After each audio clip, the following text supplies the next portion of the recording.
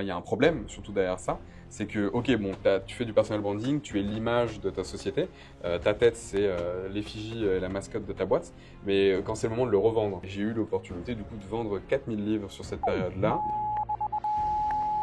Une durée totale d'abonnement de 1200 mois. L'entrepreneuriat en France, le problème, c'est que déjà, il y a trop de bullshit. Pour moi, en fait, les réseaux ont tué une partie des vrais entrepreneurs. Il y a eu beaucoup de merde qui a été faite avec les influenceurs, avec les affiliations. Il y a des gens maintenant qui se disent entrepreneurs, business, alors qu'en fait, ils ont fait que de l'affiliation, ils ont arnaqué des gens.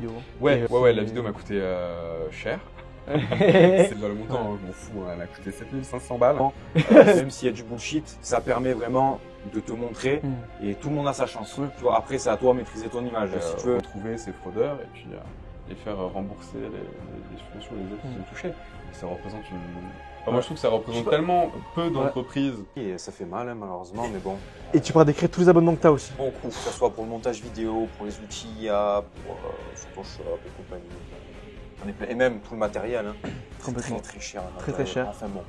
Puis pour éviter le bullshit de gens qui vous disent vous pouvez vous lancer avec 0 €, c'est faux. Faut faire dans ta boîte, tu vois. J'ai compris sa logique, elle est bancale de ouf. Elle est bancale, mais en vrai, du coup, il t'accroche bien. Et apparemment, le truc, c'est que sur ton fonds d'investissement, personne ne sait dans quoi il investit en fait. Ouais. Et en fait, c'est pour ça en fait. Je trouve que le mec, il est un peu occulte, tu vois. Ouais. Et je pense que c'est un bon gros bullshitter. Mais c'est mon humble avis. Ouais, mais il y a tout qui filme là. Alex Mosi, bon, de toute façon, on s'en fout. Nickel. Non, mais en gros, il y avait un mec, il avait dit qu'il allait à son gros bootcamp. Avec plein d'entrepreneurs, il avait payé un bootcamp, c'est 15 000 € un bootcamp avec lui. C'est 8 000, et après c'était 15 000 si tu veux passer dans le next step pour qu'il voie, il s'intéresse à ta boîte. En fait, personne savait personne savait dans quoi il avait investi. D'accord. Et il dit que ça restait privé pour la confidentialité des boîtes. Et qu'en gros, la seule boîte on sait à laquelle il investit, c'était Skool. Je sais pas si tu connais Skool. Skool. Skool, c'est un peu comme Patreon. En fait, c'est un peu comme un mime au non-fan business. Ah, ok. T'as des rêves, toi, non, mais on peut dire. Non, mais Skool, en fait, c'est un média privé où les gens s'abonnent à un entrepreneur, un infopreneur. Et l'infopreneur partage dessus. Ouais. Et l'infopreneur partage sur son Skool toute sa valeur, tout ce qu'il a. Et les gens payent des abonnements encore une fois aussi. Ok, c'est stylé. Et il a réinvesti. Donc ça, Skool, ça a pété. Et bon, voilà, il n'a pas dit plus sur ce qu'il investit. Donc c'est un peu peut-être. Il est très bon formateur, mais est-ce qu'après il est investisseur, ça. Ouais, ou dans quoi? Ce serait intéressant de savoir dans quoi. Voilà les gars, partie 2 de la vidéo avec Samuel. On espère que vous allez bien. Aujourd'hui, on fait le topo. On va parler quoi? On va parler de financement, d'investissement. Parce que ça m'a fait un peu une levée de fonds, même si c'est pas une levée de fonds, mais vous aurez la surprise pour la suite.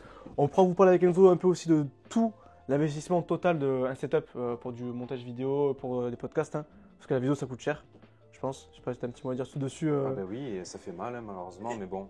Et tu pourras décrire tous les abonnements que tu as aussi. Ah ouais, j'en ai beaucoup. Ça, c'est pas mal en vrai. Beaucoup, que ce soit pour le montage vidéo, pour les outils IA, pour Photoshop et compagnie. J'en ai plein. Et même tout le matériel. Hein. Complètement. Très cher. Très cher. Enfin bon. Et aussi pour éviter le bullshit de gens qui vous disent vous pouvez vous lancer avec 0 €, c'est faux. Il faut quand même un minimum de. Exactement, un minimum. Voilà. Même si tu as le minimum. Ouais, un minimum d'invest. Je suis d'accord. Voilà. Complètement. Donc maintenant, avant de commencer, j'ai prévu un petit quiz sur les deux, ils vont le faire. C'est les deux qui ont leur boîte. C'est beau ça. Je réquisitionne ton téléphone pour le chrono. Ouais, bien sûr. Alors, tablez-moi le chrono. Ouais. Alors, c'est simple, ils vont avoir 60 secondes, ça va être décomposé en format short. Bref, vous connaissez déjà. Et donc, il y aura des questions fermées et questions ouvertes. On va commencer avec Samuel, l'invité. Ok. Tu as 60 secondes, tu dois répondre au maximum de questions. Mais c'est quoi comme quiz? Bah, sur quoi? Non, mais globalement. C'est niveau business. Niveau business, c'est niveau aussi mindset de vie. Donc, il peut répondre par oui, par non. Là. Non, c'est oui ou non, par exemple, tu verras. Je dois dire un ou deux. Tu vas comprendre directement. Franchement, Okay. t'inquiète pas. Et après, toi, pareil. Toi, du coup, ça sera un peu plus facile, mais c'est pas grave. 60 secondes, c'est parti. 3, 2, 1.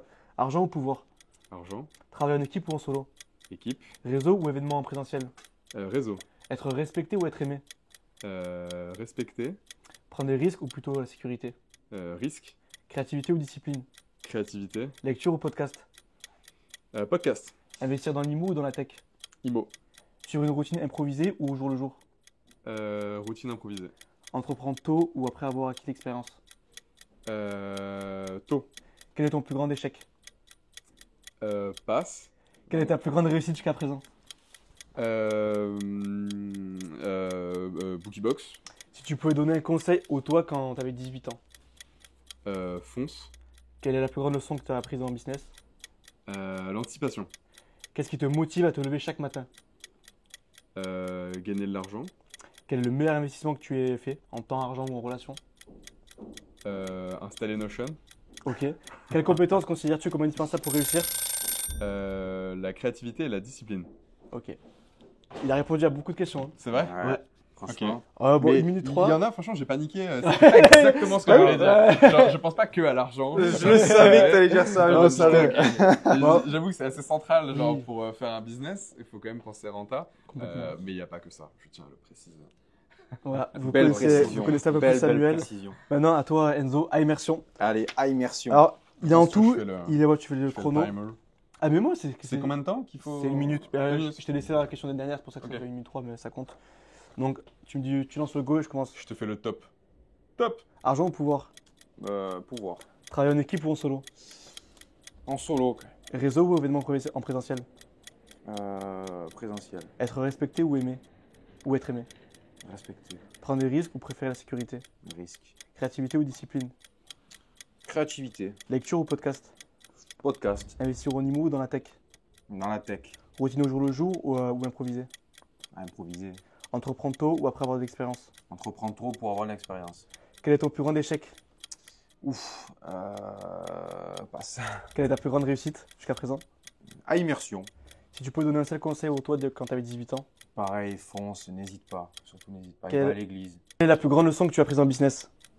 La résilience. Qu'est-ce qui te motive à te lever chaque matin? Franchement, ma famille. Quel est le meilleur investissement que tu aies fait en temps, argent ou relation? Dieu. Quelle est la meilleure décision que tu aies prise dans ta carrière? Passe à l'action. Et on s'arrête là. Désolé, mais on est à 1:08. Allez. Ça va, ils ont bien répondu. Donc voilà les gars, vous connaissez un peu plus maintenant à Immersion, Samuel de Bookiebox. Et la prochaine fois, restez bien pour la prochaine vidéo, on le fera sur moi, mais pas cette fois-ci. Ouais, en vrai, c'est stylé. Franchement, ce quiz, tu vas faire Mais- un montage et tout avec? Ouais, ou- on va faire un montage stylé. En fait, oui, j'aurais oui, pu oui. regarder la avec, caméra. Ah, t'aurais pu. Bah en vrai, je sais pas comment peut-être tu m'as regardé ou Ah pas. oui, c'est vrai, ça aurait été sympa de le faire en face à... Ouais, gros. Ah, je rigole. Bah, en vrai, je sais pas comment ça va rendre. Ben, en fait, moi, je suis Parce comme que- ça. Bah en vrai non, ça va On va rendre jamais bien me parce voir. que regarde, dans les Hugo Decrypt, Si vous le voulez. mec il est jamais face cam quand il répond. C'est Je- toujours une discussion.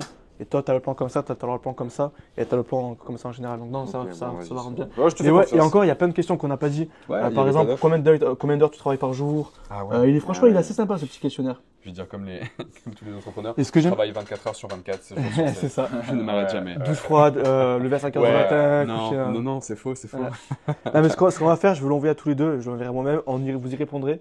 Et j'aimerais bien, du coup, comme je l'avais dit dans la précédente vidéo, faire à la fin de l'année une statistique sur tous les gens qui ont répondu à ce Et donc, questionnaire. attends, on valide pas les rushs qu'on a fait? Si, on valide les rushs, mais là, vous n'avez pas répondu à tout, il y avait encore plein d'autres questions. Ah, Mais après, j'aimerais bien que vous répondrez à tout, mais ça sera entre nous, on le fera. ouais. Et à la fin, on aura un gros document statistique et voir un peu les courbes et les tendances. Ça pourrait être Bah, intéressant de Samuel, voir. pour pas qu'il s'embête, on le fera après, on le Oui, oui, filmera, et oui, voilà. non, mais pas pour le film, parce que ça fait long. Il répondra on m'enverra la réponse. Ah, d'accord, Tu vois, par écrit. Parce ok, que le but, oui, c'est que ça oui, fasse un format short d'une minute avec le maximum de questions et après.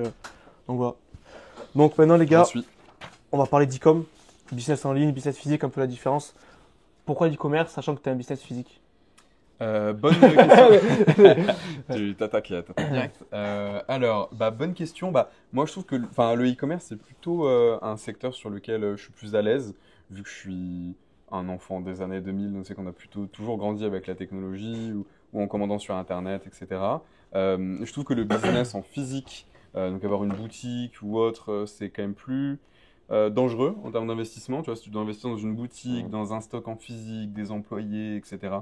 Bien qu'au départ, tu n'es pas toujours des employés, mais bref, ça demande quand même beaucoup plus d'immobilisation au départ. Alors que le e-commerce, tu peux, rien qu'en montant un site, avoir déjà des premiers abonnés, des premiers revenus, sans forcément investir dans du stock. En l'occurrence, ce que j'ai pu faire pour Bookiebox, j'ai commencé à faire la pré-campagne de lancement, la campagne de lancement, jusqu'à même la fin de la campagne, sans avoir aucun stock, ni même de packaging, pour essayer de maximiser un maximum sur l'investissement en marketing, en Complètement. communication ou autre. Et toi, du Voilà. coup, est-ce que tu dirais plutôt tout le temps rester en ligne ou après essayer de concrétiser dans un business Alors, physique? J'ai Et un les ami qui différences, m'a. Parce que j'ai pas mal d'e-books sur donc ChatGPT et d'autres outils IA. Et, Attendez, alors petite pause, il ah, y a un prof. Désolé, c'était notre prof de notre directeur de master, Oui, Gilbert tout à fait. Bougie, qui moi je considère comme un mentor. Voilà, je ne l'ai pas dit dans la présente vidéo. Oui, c'est vrai que tu peux. Alors, j'ai beaucoup d'e-books, que ce soit sur ChatGPT, d'autres outils. Et en fait, un ami m'a dit, mais pourquoi tu les imprimerais pas, en fait, tu les ferais pas sous forme de livres et tu les mettrais dans des bibliothèques universitaires, des choses comme ça. Comme ça, en vrai, c'est le format parfait. Voilà, avec mes captures d'écran, mes petits textes en dessous pour commenter. Enfin, vraiment pour vous apprendre à utiliser les meilleurs outils IA qui existent. En plus, on va arriver en 2025. Donc, d'ailleurs, bonne année et bonne santé, meilleurs vœux.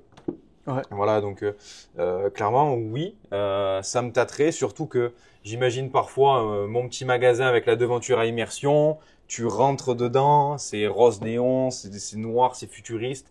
J'aimerais bien. Après, mis à part Lego, pourquoi en faire en fait? Mis à part vendre des livres, je sais pas. Donc franchement, à voir, mais oui, ça me tente bien, ouais. Ok. Ça me tente bien. Ok. Moi, j'avoue quand j'aime beaucoup l'aspect, on va dire, vraiment physique du truc. Tu vois, avoir soit ton entreprise avec tes employés, soit avoir vraiment un magasin à proprement parler, que tout reste en digital. Ça, ouais, après, ça peut arriver dans une seconde phase. Hein. Moi, je sais qu'il y a énormément de e-commerce, de DNVB, donc, qui font du physique après avoir commencé en ligne. Genre, tu peux avoir des boutiques, le petit ballon. Alors, je sais pas s'ils ont des boutiques, mais en tout cas, ils ont des corners dans les Monoprix, par exemple. Donc, le petit ballon, c'est un abonnement de 20. Qui a énormément, enfin c'est un mastodonte du secteur. Ils ont commencé au tout début des abonnements, des box par abonnement en France, genre début 2010 ou un truc comme ça. C'est un mastodonte et ils se sont développés en physique. Mais tu as aussi 900 Care qui a des boutiques. Tu as aussi la petite boucle. Ouais, j'espère qu'elle s'appelle comme ça, mais c'est la petite boucle, il me semble, qui a maintenant des salons de coiffure où elle vend du coup des produits pour les cheveux. En fait, tu as plein de DNVB qui se développent en physique et c'est intéressant à prendre en compte, à analyser, et puis pour savoir un peu pourquoi ils se développent en physique. Est-ce que c'est le cheminement logique du DNVB? Est-ce que c'est de passer d'un e-commerce à du physique? Est-ce que c'est par rapport à des problèmes d'acquisition où c'était plus facile d'acquérir un client en physique? Voilà. Alors précise, DNVB, voilà, caméra c'est Diagonal Native Vertical Brand, voilà. Donc c'est des e-commerce avec du monoproduit, une petite gamme de produits. Et j'ai une question pour toi. Oui. Donc là, est-ce que tu as quelque chose de physique en ce moment, ou mis à part tes livres, est-ce que tu as une boutique en physique ou pas? Non, pas de boutique physique, mais il y a des axes de développement en physique. Ouais. Magnifique. Et toi, développer ton image, développer ta marque, tu le vois comment? Tu le vois plus comme un inox tag, d'accord? Aller sur les réseaux, te créer ton personnage branding, mais avec ta tête à toi, d'accord? Ta personne. Donc, par exemple, il a sorti il y a pas longtemps son manga Instinct. Il a tué le mangaka français, enfin le monde du manga français. Le manga game. Ouais. Le manga game français, parce que clairement, il a jamais mis les pieds dans ce monde, il a juste consommé. Et de par sa notoriété, il a fait plus de 80 000 ventes, je crois, en une semaine. Ça s'est jamais vu en France. Il y avait aussi le Rire Jaune qui avait fait. Ouais, exactement. Exactement. C'était très drôle. Et en fait, il s'appuie sur son branding. Mais une autre solution, c'est de communiquer uniquement via ton entreprise et ton logo. Sur le produit, c'est le produit qui prend la Exactement. Oui. Donc, quelle est ta stratégie? Est-ce que tu as déjà réfléchi ou pas encore? Yes, tout à fait. Ouais, c'est vrai que moi, la partie personal branding, ça m'intéresse bien. Parce que c'est vrai que c'est mieux de pouvoir un peu incarner son entreprise. C'est rassurant du côté client aussi. Donc, c'est vrai que j'ai réfléchi, ça prend du temps à se mettre en place. Et c'est pas toujours facile aussi de s'identifier directement à son produit. Et il y a aussi il y a un problème, surtout derrière ça, c'est que, ok, bon, tu fais du personal branding, tu es l'image de ta société, ta tête, c'est l'effigie et la mascotte de ta boîte, mais quand c'est le moment de le revendre, ou même si tu fusionnes avec une autre entreprise, tu peux vite être coincé, en fait, parce que tu peux avoir du mal à revendre ton entreprise. Donc, faut pas se retrouver dans cette situation-là. Moi, c'est vrai que si j'ai l'opportunité de revendre l'entreprise ou de fusionner avec un groupe, ça peut être super intéressant. Donc ouais, pour l'instant, j'avoue que j'y ai pas encore trop réfléchi à c'est vrai que c'est vraiment le piège, parce que si les gens prennent ton produit parce que c'est Samuel et pas le produit, le jour où tu veux revendre, tu perds toute ta clientèle et ton produit ne vaut plus rien. Est-ce que tu as un exemple en tête? Alors ça, c'est un provider avec le monsieur Daniel Jean, il en a parlé. En fait, alors, je sais plus ce que c'était comme boîte. C'était la cosmétique bio. Cosmétique bio, et en fait voilà, c'est que la femme, en fait, elle a fait une super gros brand, elle avait un gros branding, je suppose, gros personal branding autour. Les gens ils achetaient parce que c'était elle a voulu revendre sa boîte et elle a trouvé pas d'acheteur parce que elle était trop attachée à sa boîte et elle a pas réussi du coup à différencier sa boîte du produit. Mais en même temps, c'est normal quand tu es acheteur et que tu as une personne qui incarne l'entreprise et qu'elle te vend juste l'entreprise, imagine tu perds 80% de ta clientèle parce que l'image de Complètement. la marque, elle est partie. Mhm. Et ça te Et met moi, vite, je pense, après réflexion, j'ai l'impression que les gens qui attachent trop de personal branding, c'est que leur produit, c'est pas il est pas bien, Tu penses qu'il le cache un peu, il le C'est- dissimule? ils le dissimulent, du coup, tu as tout le storytelling qui rentre Non, je en pense- exergue. Parce Ouais. qu'il y aura typiquement, avec Anaïs, on a appris que la créatrice de Je Canva, pensais à la même chose. la créatrice de Canva, Mm. qui est vraiment tout le monde utilise Canva, c'est une femme. Et personne la connaît, tu vois. On sait même pas Mm. que c'est une femme, pourtant c'est vrai que les femmes entrepreneuses, généralement, elles se mettent en avant, parce qu'il n'y en a pas beaucoup. Et elle, ben, elle est restée discrète, on ne sait pas, et son produit, ben, il est trop bien. Son produit Bah, parle après, pour elle. son Non, produit après, parle pour elle. c'est une stratégie. C'est vrai Ben. que c'est mieux déjà de faire du personal branding sur des trucs en physique. Oui. Déjà, c'est plus intéressant. Et après, ça dépend. Ça dépend de l'opportunité. Genre, la personne de la petite boucle, je me rappelle plus de son nom, mais elle incarne sa boîte. Ok. Parce qu'elle, elle a les cheveux bouclés. Et du coup, elle vend Ah des ouais. produits, en fait. Pour les cheveux pour bouclés, les du coup, personnes pour qui ont les gens, des ok, cheveux, ouais. des cheveux bouclés. Elle a ouvert des salons de coiffure autour de ça. Et elle incarne littéralement sa marque. Mais parce que de base, elle avait une page Instagram qui regroupait plein de techniques Pour et les de afros, bonnes par exemple, pratiques les gens qui pour, étaient. ouais, c'est Voilà, ça, pour ok. les cheveux bouclés, les afros, Ouais. toutes sortes de cheveux un peu pas très typiques Mhm. et qui sont du coup beaucoup plus durs À coiffer, à coiffer, ouais. etc. Parce que les entreprises aujourd'hui, ils font dans de la masse et c'est vrai que ces types de cheveux-là représentent une petite partie Mhm. des cheveux, typologie de cheveux. Après, je connais rien du tout en cheveux, mais C'est pas grave, t'inquiète. mais des typologies de cheveux. Et c'est vrai que du coup, bah ouais, elle se positionne sur cette niche-là. Elle avait déjà une communauté avant de monter en Mais est-ce que vous ne trouvez pas quand même que maintenant le personal branding, ça fait un peu tout et rien dire et qu'il vaudrait mieux se concentrer sur le produit, que le produit soit bon, que se concentrer sur la personne où il n'y a pas un peu l'ego qui rentre en jeu, de se mettre tout en avant Mhm. avec son produit, sous couvert du produit, mais c'est vraiment quand même le produit là-bas. Les gens ils achètent le produit, ils prennent pas vous. Ah, je pense Tu vois. que les deux sont liés. Moi, je pense qu'il faut avoir un bon produit Et tout un en bon ayant pers- tu Et penses après, ça dépend de la stratégie. Tu vois, Ouais, tu ok. peux faire du storytelling avec un personal branding, comme tu peux juste faire parler le produit à ta place. Moi, je pense que ça dépend juste de la stratégie que tu as envie d'avoir Mhm. tu vois, sur le développement de ta Dans boîte. tous les cas, il faut donner envie. Oui. Voilà, que ça soit par toi ou par ton produit directement, il faut donner envie, il faut que ça claque. Et après, ben, c'est à toi à vraiment ben, construire quelque chose de stable, de concret et surtout avec une grosse valeur ajoutée pour que les gens reviennent. Parce que on en a connu beaucoup où donc certaines personnes ou entreprises sortent quelque chose, finalement c'est décevant, ben, plus personne ne revient. Donc Ok. voilà, c'est un risque à pas prendre à la légère. Complètement. Voilà. Après, bon, il y a eu toutes les histoires de dropshipping au tout début quand ça a commencé. Ouais. Et il y avait souvent beaucoup d'arnaques, les livraisons qui arrivaient 2-3 mois après. Et Complètement. ces business ont chuté malheureusement. Enfin, Mm. heureusement du coup parce qu'ils font n'importe quoi avec. Ça, ouais, ça. Heureusement, Mais, heureusement. Voilà, donc Ouais. comme quoi le client attache une importance à la qualité du produit. Donc tôt ou tard, tu vas te faire griller. Mm. Donc il faut, je pense, s'appliquer dès le début sans négliger ton branding. Que ça soit ton Complètement. entreprise ou ta personne tout simplement. Bon, du coup, alors, les gars, j'aimerais savoir, parce que ça, ce que vous dites, le personal branding, je pense que c'est très vrai déjà sur le niveau des startups. Comme à chaque fois on nous le dit, les invests, ils feront vraiment sur la personne, Oui. sur l'équipe, et pas tant en soi, la boîte en soi, ce qu'elle propose, c'est vraiment l'équipe. Donc ça, c'est vrai sur ce point de vue-là.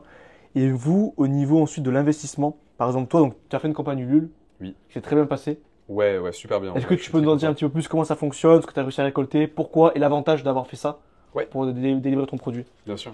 Donc ouais, moi du coup j'ai fait une campagne Ulule sur la période début septembre jusqu'à mi-octobre. On a fait même un prolongement parce que de base ça devait faire 30 jours, on a fait 45 jours parce que ça marchait super bien, surtout sur la fin. Et j'ai eu l'opportunité du coup de vendre 4000 livres sur cette période-là avec une durée moyenne d'abonnement, enfin une durée totale d'abonnement de 1200 mois. Qu'est-ce que j'avais d'autre comme stat? Ouais, et environ 330 clients uniques. Donc ça a dépassé pas mal mes espérances. Ouais. Donc c'est vraiment cool parce qu'à la base, moi, j'avais fait un stock de 3000 livres sur l'année. Et c'est vrai que du coup, j'ai réussi à en vendre 4000 sur le mois et demi. Donc c'est assez motivant d'une part. Et puis ça montre un peu la preuve de concept et puis que ça plaît. Mhm. Donc du coup, ça a donné un bon coup de boost sur le début, sur le lancement. Et en fait, c'était toute la stratégie de ce lancement-là. C'était de maximiser les efforts que j'ai pu mettre en place sur cette période de lancement avec Ulule. Et avec surtout une strat en parallèle que j'ai pu monter avec une boîte qui s'appelle Crowdybox et avec German, que je salue aussi par la même Salut occasion, German. qui est super, qui m'a accompagné sur cette campagne Ulule et qui a mis en place avec du coup son entreprise une grosse stratégie que tu peux mettre en place pour ta campagne Ulule de pré-lancement et de lancement du produit et de gestion de la campagne. Avec de l'emailing, récupération de leads sur une landing page, un peu activation, conversion des prospects chauds au moment de la campagne. Et voilà, et c'est une strat super et puis qui a fait ses preuves. Donc Et comment tu as fait pour gérer tout ce flux d'un coup? Parce que c'était pas prévu.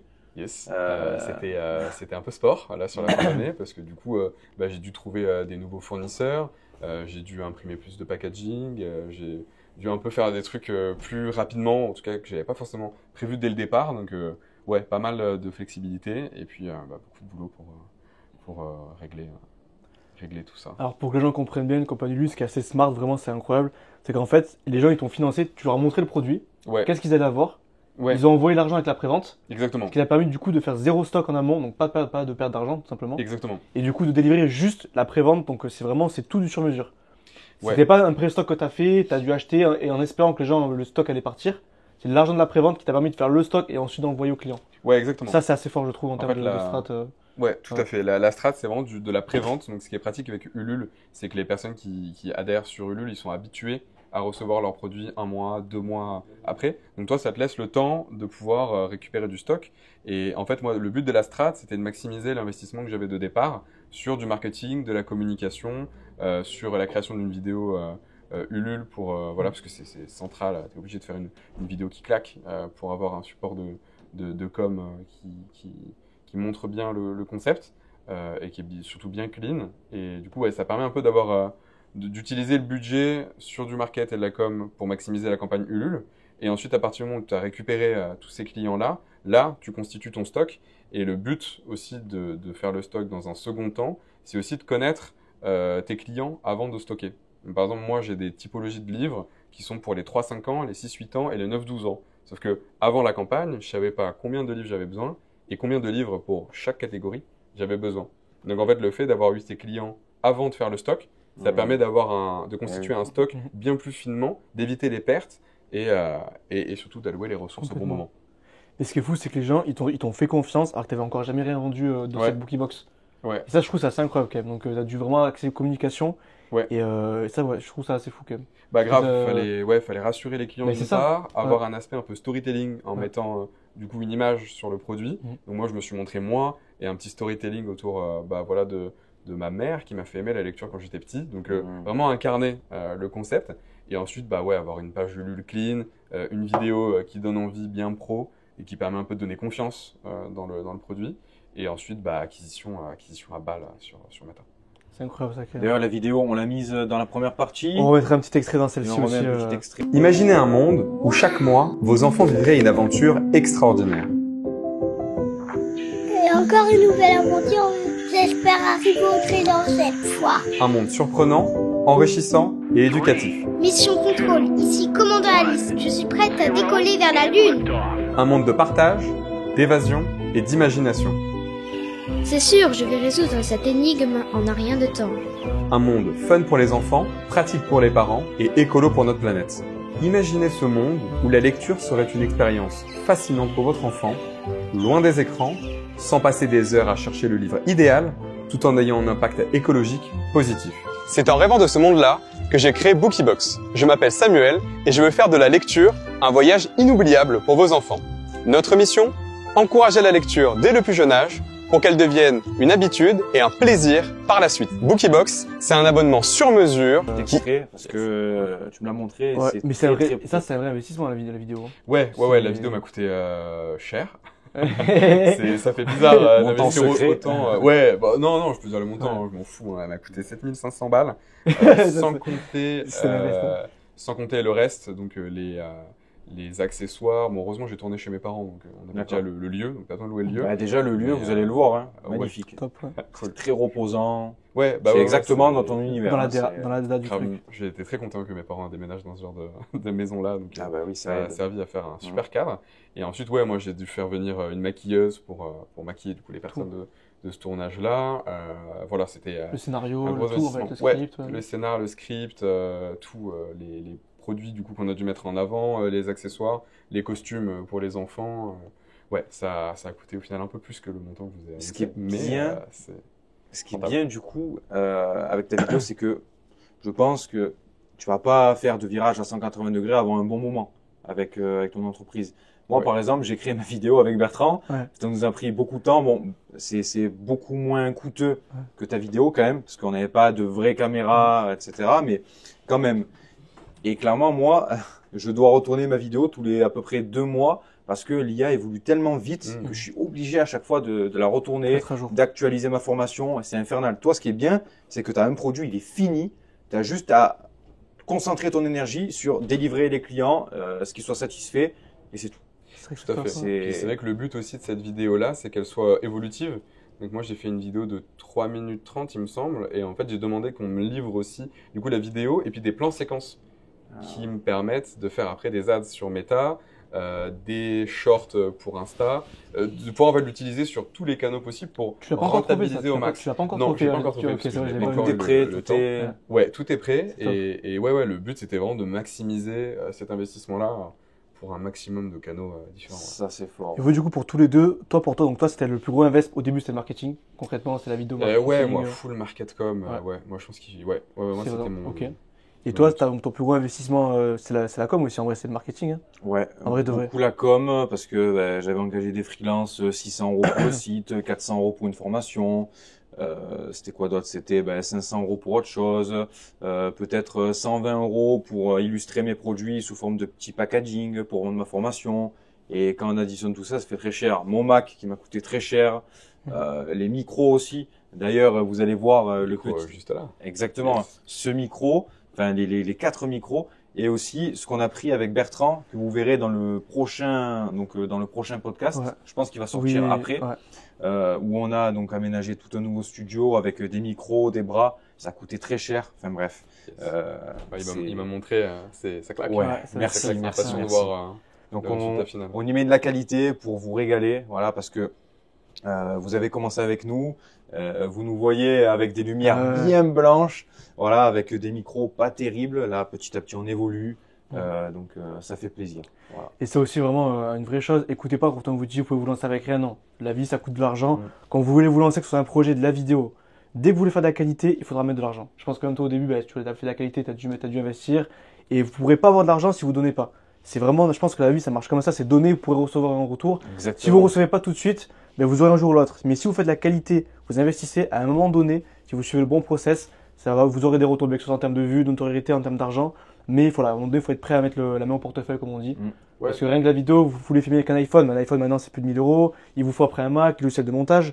Rien que nous, pour le montage, abonnement Canva, abonnement CapCut, abonnement Submagic, abonnement AutoCut maintenant pour faire le montage. Déjà. Même plus. Toi, tu as déjà 150 € par mois d'abonnement. Plus tous mes outils, ChatGPT, les choses comme ça, on en est pour à peu près au total 300 € d'abonnement par mois. Exactement. Toi, c'est quoi tes abonnements pour ta boîte, pour qu'elle fonctionne concrètement, pour qu'elle tourne? Bonne question. J'avoue que j'ai pas beaucoup de frais fixes, ce qui est intéressant sur mon modèle. Okay.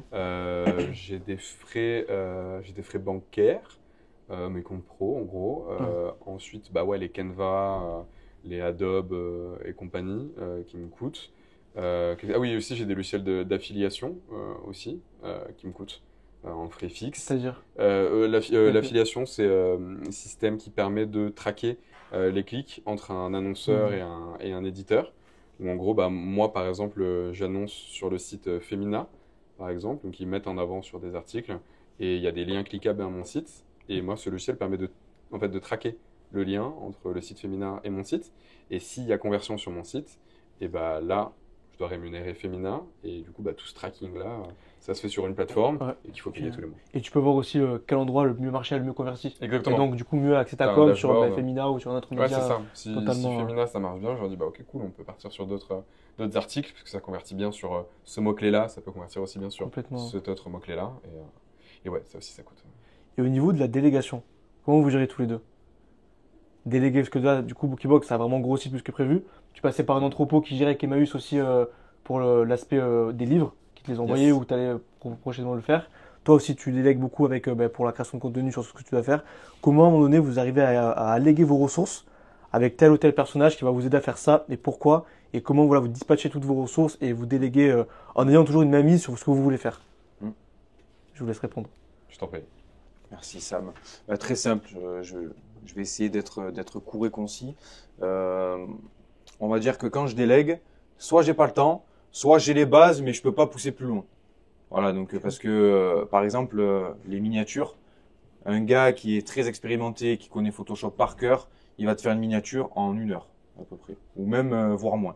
Nous, pour faire le genre de miniature comme pour cette vidéo, ça va nous prendre facile peut-être 5-6 heures. Et encore, on n'aura pas le même résultat. Ce qui fait que déjà, En termes de temps, passer 5-6 heures sur une miniature, non. Je préfère payer pas très cher, 30-40 € la miniature et avoir un résultat qualitatif.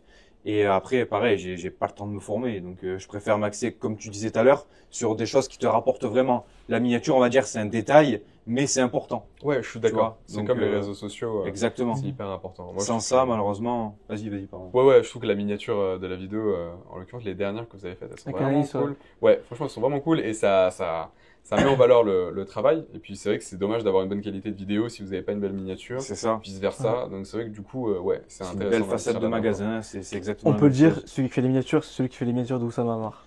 Effectivement, On peut le dire. c'est Ouais, pas mal. référence. c'est On pas a embauché, mal. on a embauché le mec qui fait les miniatures officielles de la chaîne YouTube. Ouais, quoi. Ouais, tu d'Oussama Amar. m'avais dit. Ouais. C'est pas mal. Et du coup, C'est voilà, donc il y a cet exemple des miniatures. Et clairement, pour déléguer, par exemple, comme je vous ai dit dans le précédent podcast, dans la première partie, toute la création de mon site internet. J'ai fait le brouillon. Je pense que je ne peux pas aller plus loin, déjà en termes de temps et de compétences. Donc, je vais déléguer, tout simplement. Ok. Et je vais me reconcentrer sur ma création de contenu pour attirer des leads, faire ce que je fais de mieux, en fait, tout simplement, et laisser les pros, les experts faire leur travail de leur côté. Évidemment, on parle, vraiment, c'est une collaboration. Hein. Je dis pas, tiens, tu fais ça, merci, au revoir. On collabore Ouais. ensemble pour avoir quelque chose de solide. Et après, voilà, c'est les deux grosses conditions qui m'obligent, entre guillemets, à déléguer. Le temps Manque et de la temps compétence. et la compétence, ok. Tout simplement. Ouais, je suis d'accord. Ouais, c'est un peu comme la théorie d'Adam Smith, je crois, les avantages comparatifs.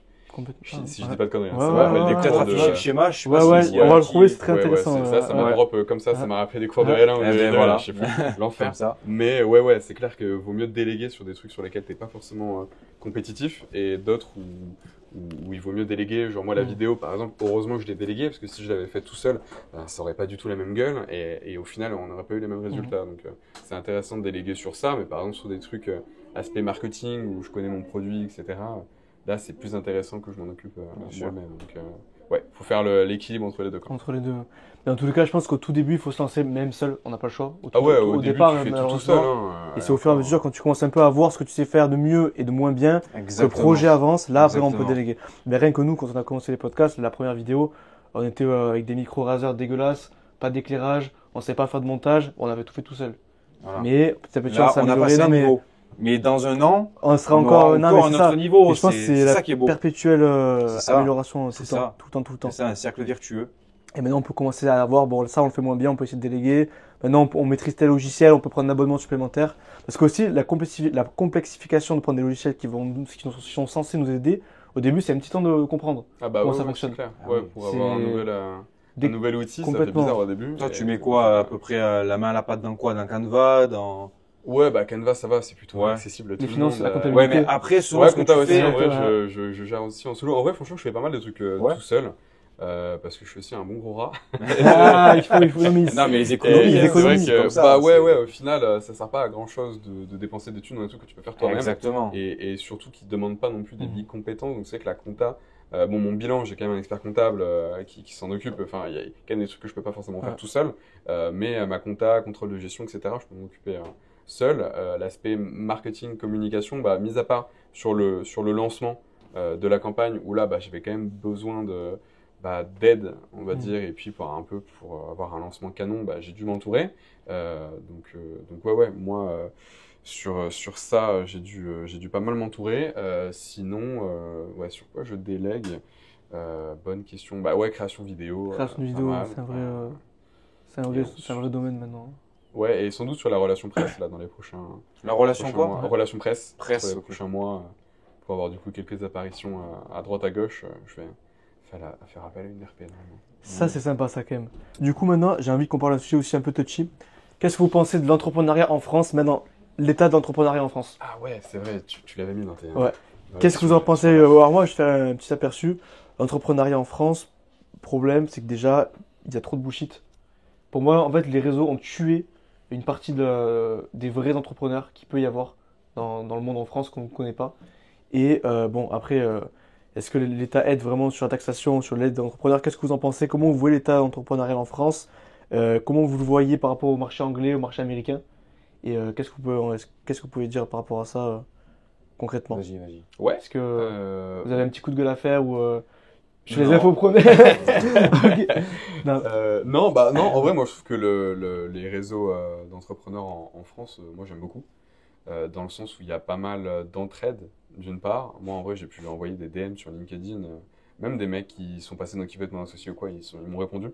Donc, accessible d'une part, et puis vraiment dans l'entraide. Et je trouve on est dans un secteur qui est dynamique, et surtout en France, t'as quand même plein d'aides, t'es quand même pas mal accompagné, le réseau Pépite Oui. dans lequel on est. Complètement. Je trouve quand même qu'on est extrêmement aidé en France, et on a beaucoup de chance d'être en France et d'entreprendre en France. Alors après, certes, sur la fiscalité, etc., c'est peut-être moins avantageux, mais d'un côté, on a pas rien sans rien, dans le sens où, certes, tu payes des impôts, etc., mais indirectement, ça va financer les aides que tu as à droite à gauche, régionales, nationales, crédit d'impôt, etc. Moi, je pense que c'est quand même, ça augmente la dynamique entrepreneuriale en France, et ça permet à tout le monde de pouvoir commencer de commencer quelque part, ok. Ouais, non, c'est une bonne vision. Ça, c'est mon avis. Ouais, je te rejoins. Ouais, Beaucoup de possibilités. C'est sûr que si tu veux toujours te trouver des excuses, la France c'est nul, je peux pas entreprendre, je vais partir à Bali ou je ne sais quoi. D'accord. Grand bien te Dédicace fasse. à Hugo. Non, pas de dédicace, pas pour ça. Grand bien te fasse. Mais voilà, clairement en France, il y en a plus d'un qui ont réussi. Ouais. On a cité l'exemple du créateur d'Ornicar qui a revendu sa boîte. Je pense pour Et qui a des fait millions, Pépite des aussi. millions d'euros. il est Voilà, c'est grâce à rapide et Pépite tout, Provence. Ouais. D'ailleurs, donc mon ami Bertrand a fondé cette association. Alors, c'est plus dédicace à Antoine et Charles-Antoine qui c'est eux qui ont mené le projet. Donc ouais, complètement. Et moi, je vais vraiment parler peut-être parce que réseaux sociaux, je te rejoins totalement. Même s'il y a du bullshit, ça permet vraiment de te montrer et tout le monde a sa chance. Ouais. Tu vois, après, c'est à toi de maîtriser ton image. Si tu veux te faire passer pour quelqu'un qui vend du bullshit, écoute, tu vas récolter ce que tu as semé. Voilà, il faudra assumer. Mais je pense que c'est la mentalité hors réseau. Quand t'es pas entouré des personnes comme chez Pépite, par exemple. Je vois beaucoup de jaloux, beaucoup de personnes qui critiquent, et je pense que ça, c'est très propre au Français, qui est jaloux intrinsèquement. Le Français est jaloux, malheureusement. Et quand tu montres que tu fais plus que lui, il va essayer de te montrer que quand tu montres que tu fournis plus d'efforts que lui, que tu veux vraiment, t'as un projet de vie et tu vas tout faire pour concrétiser tout ça. Il y a de la réticence, il y a des critiques. Voilà, je vais pas citer les noms ou des exemples précis, mais on ressent quand même une certaine gêne et je te laisse un like pour te soutenir. C'est assez compliqué. C'est vrai que le like est compliqué à lâcher. Hein. Ouais. On dira pas des noms, mais non, c'est pas la peine, mais voilà. Il y a le côté entraide, mais pour ceux qui font. Ceux qui font pas, Exactement, généralement. voilà. T'as résumé, mais ouais, non, mais c'est. Ouais. Et moi, je rajouterais en fait le problème, c'est que déjà, on en parlait dans le podcast précédent. Il y a eu beaucoup de merde qui a été fait avec les influenceurs, avec les affiliations. Il y a des gens maintenant qui se disent entrepreneurs, business, alors qu'en fait, ils ont fait que de l'affiliation, ils ont arnaqué des gens. Et ça, du coup, on voit beaucoup ça sur les réseaux sociaux. Premier point, deuxième point, du coup, ça vend du rêve à beaucoup de personnes. Alors que l'entrepreneuriat, c'est pas rapide. C'est pas on fait de l'argent rapidement et on devient millionnaire en allant à Dubaï, c'est pas ça. Il y a des vrais gens qui sont vraiment des vrais porteurs de projets, qui font des levées de fonds, qui sont dans des réseaux entrepreneurs et qui galèrent et qui sont là au quotidien et qui, eux, ont des vrais projets. Et malheureusement, on les voit pas. Et nous, c'est pour ça que la chaîne YouTube, on a un peu aussi lancé pour aller à la rencontre de ces personnes-là. Et ils existent, ils sont là, donc ça, c'est cool. Et troisième point, je trouve qu'aussi, bon, ça, ça n'engage que moi. Je trouve qu'en France, il y a beaucoup d'entre-soi et de financement de projets, mais qui sont plus des financements dirigés pour certaines peut-être idéologies ou des projets qui sont même pas viables. Ça peut être des crédits, alors ça fait beaucoup en banque, les crédits ESG, donc c'est les crédits qui sont liés qu'à l'environnement, donc des produits écologiques, ça s'appelle les crédits ESG. Et en fait, c'est pas ça. Ouais, ça s'appelle les crédits, ouais. Ça pourrait t'intéresser. Les systèmes financiers, donc tu as plusieurs types de financement possibles et c'est très à la mode, c'est les crédits ESG, toutes les banques le font. C'est par exemple, c'est financer que les produits écologiques. Les entreprises ou les business qui sont attraits à l'écologie ou qui veulent par exemple avoir une meilleure RSE, et en interne, voilà, avoir des choses beaucoup plus voilà, sur du long terme, voilà, sur d'autres choses. Et je trouve que moi, en ayant vu ça on va dire de mon propre œil, je trouve qu'il y a beaucoup d'argent de l'État ou qui est gaspillé, qui est dilué dans des choses qui en fait qui ne rapportent pas d'argent et vraiment en fait qui circulent. On va dire les termes entre fonctionnaires. Et il m'a un peu parlé de tout ça, notamment au secteur de la santé. Il y a beaucoup d'argent qui coule et qui est dispatché dans des endroits. Bon, voilà, on va arrêter sur ça. Mais c'est vrai, voilà, je trouve qu'il y a un peu de mensonge et un peu d'entre-soi et de l'argent qui est perdu, alors qu'à côté, il y a des vrais gens qui créent de la valeur, qui créent de la richesse, mais parce qu'ils sont pas dans les critères et pas dans les cases actuelles, ils n'ont pas des financements des fois requis pour On pouvoir va vivre. pas au début. refaire l'économie de la France. Je suis Complètement. complètement d'accord avec toi. Un peu aussi l'affaire McKinsey, tout simplement, dans des grands cabinets d'audit qui facturaient à l'État. Je sais pas si tu connais vite fait. Oui, voilà, je connais. c'est ça. Bah ouais, c'est- Mais et ça, pour on ferme la finir sur parenthèse. la parenthèse, est-ce que vous pensez que l'entrepreneuriat doit rester vraiment dans le privé, avec l'aspect libéral, dans le sens où l'État n'a pas on va dire, à mettre sa main dans les affaires privées des gens qui veulent lancer leur boîte? Est-ce que l'entrepreneuriat n'irait pas mieux s'il n'y aurait que du privé et qu'au lieu que ce soit l'État des fois qui crée des organismes comme par exemple la BPI, qui peut aider ou même comme Pépite Provence, c'est quand même l'État qui subventionne, est-ce que vous pensez que ça marcherait mieux si tout était du privé et qu'il y aurait tout simplement des mécènes, donc des entrepreneurs comme des investisseurs, tout simplement, qui eux décident d'investir dans des structures et créer leur propre structure d'accompagnement et de financement? Est-ce que là, ça serait pas mieux utilisé et pas mieux dirigé par les gens qui sont vraiment habités par le fait de vouloir entreprendre et créer une entreprise? Non, après sur cette partie fraude, moi je pense que ça représente une infime partie des entreprises qui sont subventionnées. Donc partant de ce principe-là, la subvention ou l'aide de l'État aide des vraies entreprises. Et il y a de la fraude, et comme dans tout secteur où il peut y avoir de la fraude, malheureusement, il y a des gens qui sont payés pour aller retrouver ces fraudeurs et puis les faire rembourser les subventions ou les aides qui sont touchées. Mais ça représente une... Enfin, moi je trouve que ça représente tellement peu d'entreprises ou d'associations ou autres que au final, il n'y a pas grande utilité de se dire que les aides et les subventions, ça sert à rien ou ça va dans les poches de mecs qui fraudent. C'est vrai. En fait, il faudrait voir la vraie stat. Je sais pas si on pourrait trouver sur l'INSEE. En plus, ça aide beaucoup. Regarde, Pépite, ça nous permet quand même d'avoir débloqué. Ça a débloqué même les prêts. Je sais plus comment ça s'appelle. Bah ouais, les prêts Sisam. Les prêts Sisam, voilà, c'est ça. Enfin, tu vois, t'as les prêts Sisam, t'as l'aide avec les mentors, etc. Enfin, ils te payent quand même une douzaine d'heures avec un mentor qui pourrait te coûter à l'heure. Complètement, c'est complètement. À toi tout seul, tu vois. Et après, tu as des cours en parallèle, ils t'ouvrent à leur réseau. Moi, je pense que ça aide plus. Tu vois, je pense que la valeur ajoutée par rapport à la subvention qui touche, elle est tellement énorme qu'au final, c'est juste bénéfique pour nous. On ne voit pas vraiment l'intérêt de se dire ah, il y a trop d'aides, trop de subventions. Au final, c'est hyper bénéfique pour nous. Quand tu vas dans un autre pays européen ou en dehors de l'Europe, tu as zéro aide pour les entrepreneurs. Je pense que du coup, la dynamique entrepreneuriale, elle est ridicule comparé à ce qu'on fait en France. Tu vois, j'aurais un sujet de thèse qui serait vachement intéressant, c'est pour essayer de calculer cette métrique, en fait, l'argent qui est donné pour l'aide, en fait, un retour sur investissement sur par exemple, nous, en tant qu'étudiants, comment nous, cette aide-là, on peut le quantifier sur notre personnalité et comment il a impacté nous, du coup, on a impacté la société en bien, en valeur ajoutée. Oui, ouais. Ça serait où de calculer ça, tu vois? Je pense que c'est dans la masse, ça veut dire que techniquement, tu aides 1000 entreprises. T'en as combien qui vont devenir des licornes ou des entreprises dépassant les 1 attention, million oui, je te parle pas tant. Ouais, mais je te parlais pas tant aussi de voir ceux qui vont devenir des licornes, qui vont créer des grosses boîtes, mais comment l'apprentissage par l'entrepreneuriat va pouvoir leur faire de débloquer, avoir des meilleurs soft skills et après même dans l'emploi du travail tout simplement être meilleur, tu vois, aussi. Ce qu'il disait M. Bougie, tu vois. Oui. Apprendre par l'entrepreneuriat, c'est directement mettre en pratique et plus en théorie ce qu'on apprend, tu vois. Et comment ça peut se répercuter sur la société française. Ouais, ça serait. Après, comme tu disais, l'entrepreneuriat, tu peux aussi entreprendre pour toi-même. Enfin, c'est pas juste monter une entreprise. Tu peux être salarié et entreprendre plein de choses. Oui, des projets à côté, ou c'est complètement. Voilà, on va dire sortir de la masse, encore une fois. Ouais, complètement. Dans une entreprise comme Intersport. J'ai un ami que je salue, Boran, si tu regardes ce podcast et que tu l'écoutes évidemment.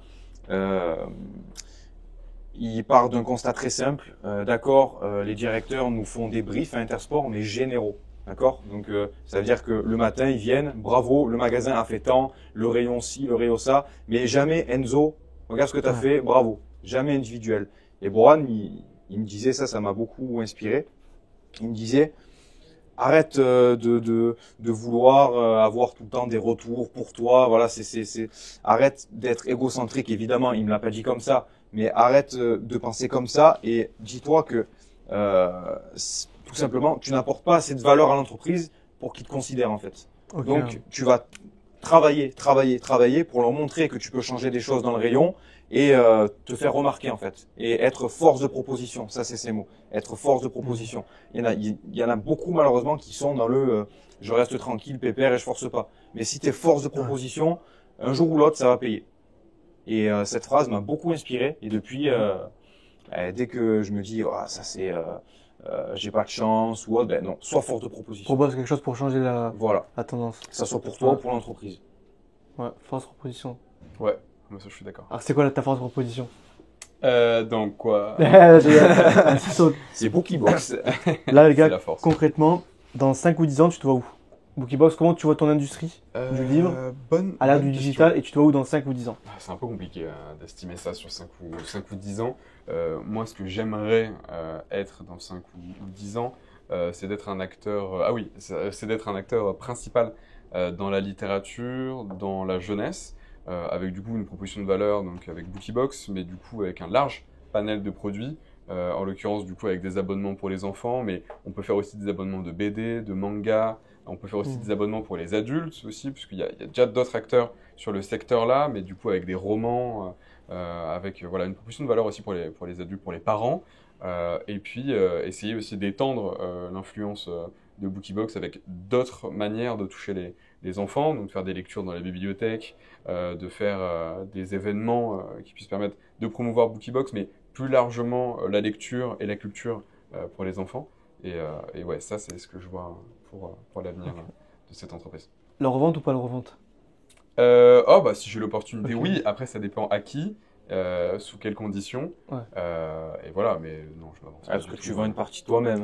Ouais, c'est ça. Après, moi, je suis pas vraiment attaché à mes Ok. boîtes d'une Ok. manière générale. Après, c'est que si je fais du personal branding pour Bookiebox et que je vends Eh oui. mon image avec ou pas, ça risque d'être un Ouais. peu compliqué. Mais je suis pas vraiment attaché à mes boîtes. S'il y a possibilité de revendre, je le fais. Et c'est que pour l'instant, on est loin d'être dans ce cadre. Alors, petite parenthèse, dans le secteur du livre, j'ai découvert ça il y a pas longtemps, c'est assez fou, dans un réel TikTok, c'est la dark romance. Ouh. La Oh dark là. romance sur le secteur des livres ventes pour les femmes, C'est quoi ça ça? cartonne, mais en ce moment de l'espace. En fait, c'est la dark romance, c'est un peu du style 50 nuances degrés, tu vois. Ah oui. Mais ça, vraiment, les gars, vraiment, vous vous rendez pas compte, apparemment, il y a un marché de ouf, et toutes les Oui. adolescentes apprennent de la dark romance. Ça Ah ouais, ça s'appelle ça d'accord. comme ça. Ok. Ça revient- Je crois que ça revient de ouf à la mode ok, en ce moment en termes de livres. Parce que c'est vrai que les livres, moi, je pense que est-ce que d'ailleurs le marché du livre, il est en chute, il augmente, il stagne à l'ère du digital? Est-ce que tu as pu faire juste pour. Ouais, moi j'ai des stats, pas en tête, mais j'ai des stats pour le secteur du livre jeunesse ou le secteur Ouais. du livre d'occasion qui est en croissance. Ouais, toujours en croissance. Ça croit quand même, ok. Secteur du livre jeunesse, un peu moins que le secteur du livre d'occasion, mais tu as des gros acteurs en fait qui arrivent avec Recycle Livre, avec La Bourse au Livre, avec Momox Ok. aussi, qui sont des gros acteurs dans le livre d'occasion, donc en général, et qui émergent et qui deviennent des mastodontes en très peu de temps. Donc le secteur du livre d'occasion est hyper dynamique et le secteur du livre jeunesse continue à croître. quand même. Reste sur un rythme vraiment. Non, vu que c'est du produit culturel, en fait, c'est des trucs qui connaissent un peu moins la crise que les autres produits qui peuvent être substituables ou qui peuvent s'annuler directement. Par exemple, un abonnement Netflix, il peut plus facilement s'annuler qu'une famille qui aime déjà la lecture. Ouais. Ils vont pas du jour au lendemain arrêter d'acheter Bien des sûr. livres. Ils vont peut-être en acheter moins, Mhm. donc ça va augmenter, mais moins vite, la croissance du livre jeunesse. Mais c'est rare qu'ils arrêtent totalement d'acheter des bouquins. Ok. Mais la valeur que tu portes, elle est tellement forte qu'ils se disent, je peux pas me détacher de tes 3 piliers en fait. Exactement. C'est pas possible. Exactement. Sinon, je vais dégrader la culture de mes enfants. Mais c'est ça en fait. Et ça, ce serait malheureux. Et oui. Tu vois, c'est malgré la crise, il faut quand même, tu vois, donner un avenir ou en tout cas un peu plus de culture pour Bien sûr. ton gamin quand il sera plus grand. Alors les gars, le mot de la fin. Est-ce que vous aurez un dernier petit conseil pour les gens? Je t'en prie, ça. Donc. Conseil là, récemment que tu as eu. t'as Moi, appliqué. je pense que même si j'ai pas forcément trop de leçons à donner ou de conseils à donner, mais en tout cas un truc que moi j'applique pour moi, c'est la méthode du Lean Startup, qui est de tester ses idées avant d'investir de l'argent dedans, ou en tout cas investir un minimum pour avoir un produit, on va dire, minimum viable, que tu testes, MVP. et après tu récupères les feedbacks et tu itères, tu refais ton offre, etc., etc. Et c'est la meilleure manière de ne pas se planter, je pense, selon moi. Voilà, si j'avais un truc à dire pour la fin. Ok. Magnifique. Magnifique. T'as un petit conseil récemment là? Moi, je Ouais. rejoins tes propos, mais c'est pas récemment, donc parfaitement d'accord avec toi. Test and learn. Désolé Ouais. pour l'anglicisme. Mais Ouais. En gros, voilà, il faut C'est tester et réitérer, créer sa petite boucle infinie, Complètement. vertueuse. Ouais. Et concrètement, ça va être un peu plus personnel, un peu plus intime, mais c'est en fait se rapprocher de Dieu. tout Ah, mais simplement. ouais, Parce c'est vrai. que je trouve C'est rare de que dire ça en vidéo, mais ouais. il y a 3 ans et demi, je me suis rapproché de Dieu avec Ouais. mon ami Bertrand. Et je trouve que quand tu as ce petit plus, ce petit pilier, tu as l'impression d'avoir trouvé le sens de ta vie. Et avec ça, c'est comme ton bâton de berger en fait. Sans ton bâton, le berger n'est rien, dans l'image hein, évidemment, mais sans son bâton, le berger pardon, n'est rien. Et ben moi, sans Dieu, c'est pareil, je suis pas grand chose. Et quand par exemple j'ai une difficulté, je vais pas me dire j'ai perdu tant d'argent, je sais plus quoi, je vais dire le Christ il est tombé une fois, il s'est relevé, tout simplement. Et donc on va dire que je ne pourrai jamais chuter et rester par terre. Voilà, et je prendrai toujours l'exemple du Christ. Donc voilà, c'est un peu plus intime, mais vraiment peut-être rapprochez-vous de Dieu. Que vous soyez catholique ou non, rapprochez-vous d'un Dieu. Et je pense que ça pourra vraiment vous aider. Pas d'un dieu, je rigole. Ah, non, mais ce qu'il disait, c'est très vrai. Et si vous croyez pas, en tout cas, rapprochez-vous d'un idéal, comme je faisais la métaphore tout à l'heure. Regardez dans le ciel. Ouais. Il y aura toujours une petite étoile qui sera là pour vous et qui va vous accompagner, je pense, dans tous vos défis de la vie. C'est très important. Et voilà, et c'est important pour avoir des bases solides et se travailler et se confier. Je pense, c'est important. Surtout si vous êtes entrepreneur, on peut pas forcément des fois en parler à tout le monde. Peut-être que toi, tu as eu la chance d'avoir un grand frère qui était un peu dedans, etc. Et c'est vrai que des fois, s'il n'y a pas les familles qui vous suivent, qui ne croient pas en vos projets, les amis ne vous lâchent pas de like, par exemple, j'en sais rien. Si vous pouvez vous attacher à quelqu'un de plus grand, un idéal, que ce soit du beau, du juste, du vrai, bah faites-le. Et si ça peut vous aider, bah franchement, foncez, quoi. Et moi, j'aimerais bien dire pour conclure, si vous avez une croyance qu'elle est vraie et qu'elle est juste, bah c'était tant mieux. Si la croyance, elle est fausse, mais qu'elle vous aide quand même dans la vie, bah elle reste quand même, vous êtes quand même. Même si ça n'existe pas, dans tous les cas, si ça vous aide, c'est le principal. Exactement. Donc voilà. Chacun sa route, chacun son chemin. Mais... Si votre chemin il vous apporte du bien, dans tous les cas, c'est le principal. Et foncez, keep going. C'est le mot que j'aime mis en anglais. Exactement. Chacun sa méthode. Keep going. Une startup, keep going. Voilà. Tu fais l'outro ? Oui, alors écoutez, on vous remercie grandement d'avoir écouté ce podcast jusqu'à la fin. On remercie également Sam. Avec son entreprise Bookiebox, qui on l'espère va bien fonctionner. Plus de 4000 livres en un mois et demi, c'est ça? Yep. On pense qu'il est sur la bonne route. Ouais. Enfin bon. Donc, on le produit à la cam. Exactement, voilà. Avec tous les petits livres que vous pouvez vous procurer. Ça a bercé ma jeunesse. Putain, ouais, c'est clair, ça aussi. Voilà, magnifique. Je veux pas aller à l'école. Il faut y aller à l'école. Et redis-nous en commentaire si vous êtes plutôt team cabane magique ou le bus magique. Exactement. Ah ouais, c'est quoi la ref, les gars? C'est grand débat. Vous nous direz. Écoutez, donc peut-être un petit mot, juste. Ouais, merci à vous pour l'invitation. Et puis, c'est un plaisir d'enregistrer cet épisode. Et puis, longue vie au Cercle des Affranchis. Et nous, on se revoit au master. Ouais, bien sûr, après les vacances, c'est ça.